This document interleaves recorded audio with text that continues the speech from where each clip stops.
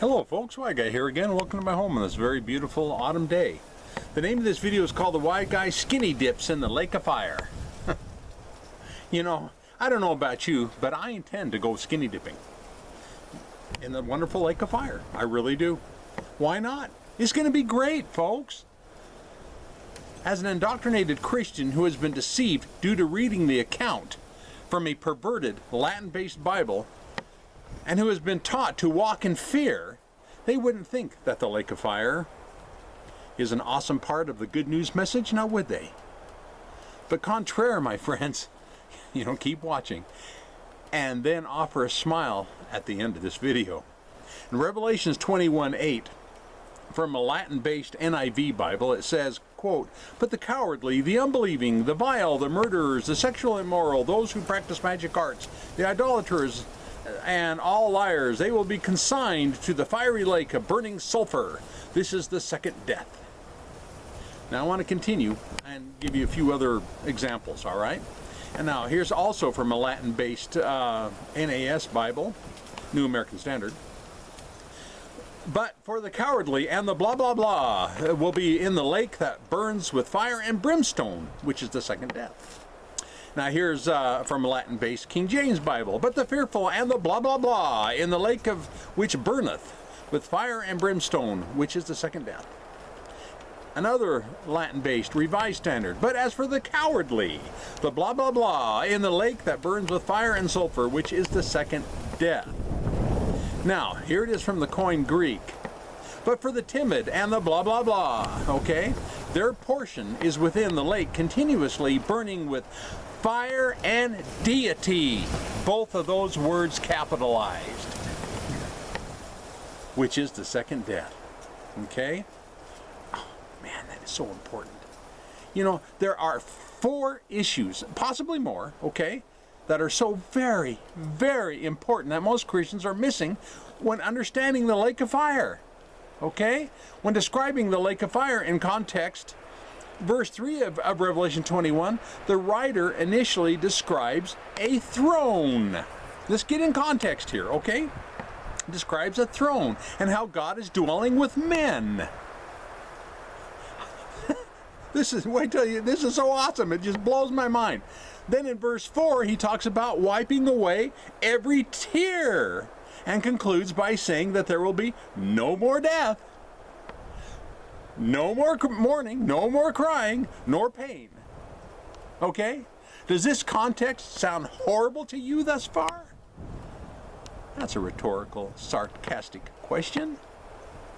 Then in verse 5, it talks about God sitting on his throne, claiming how he's going to make all things new. Verse 6 and 7 is quoting God as saying, "It is done. I am the Alpha and the Omega, the beginning and the end. To the thirsty, I will give from the fountain of water of life without payment. He who conquers shall have this this heritage, and I will be his God, and he shall be my son." Oh crap, man, we're in trouble. Since God is going to give the water of life without payment. More sarcasm. It's now time to address the important issues that most Christians are missing or ignoring. Issue number 1, okay, important issue number 1. Isn't it blatantly obvious that all of these things that we read about, they're happening in God's presence? So what makes the average Christian think that all of a sudden, verse 8, okay, is describing a lake of fire that's located in hell? Or is hell itself? Not only that, but doesn't hell represent the absence of God in the minds of most Christians, rather than it being in his presence that all these other passages proclaim? Wake up, lake of fire, hell believers! Important issue number 2. Notice how the Koine Greek rendering capitalizes both words fire and deity, while all the Latin-based Bibles report fire and sulfur, or fire and brimstone, all in lowercase. That is so important.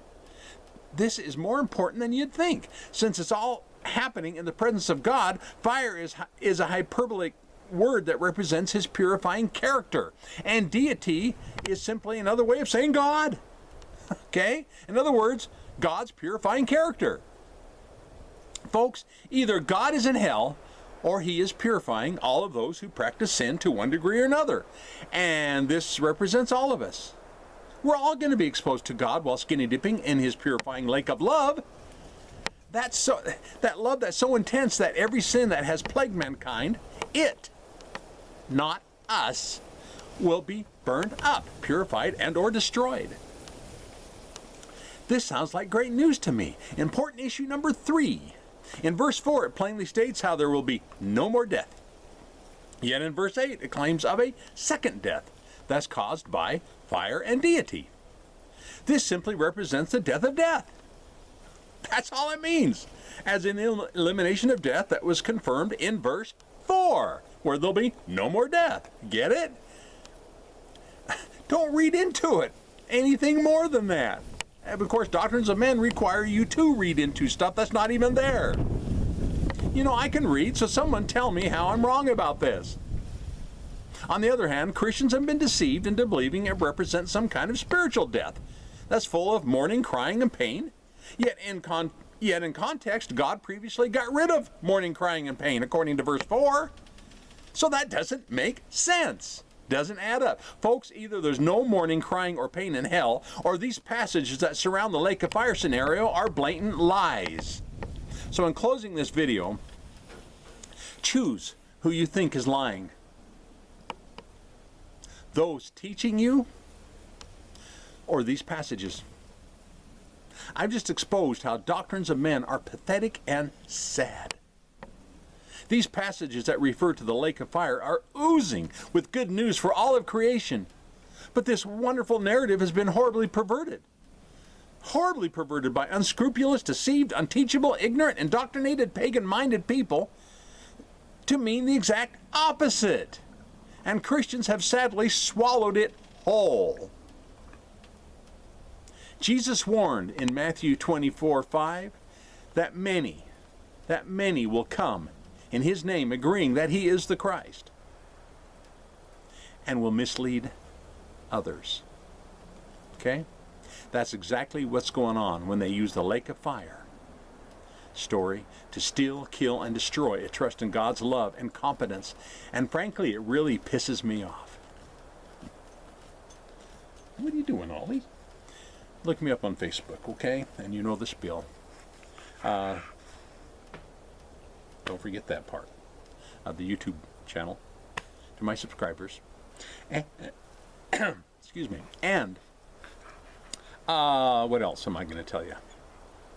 I'm not going to tell you anything other than scroll down below where it says show me more, and you'll see 6 links down there.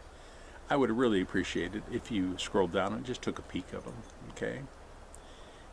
I thank you for viewing.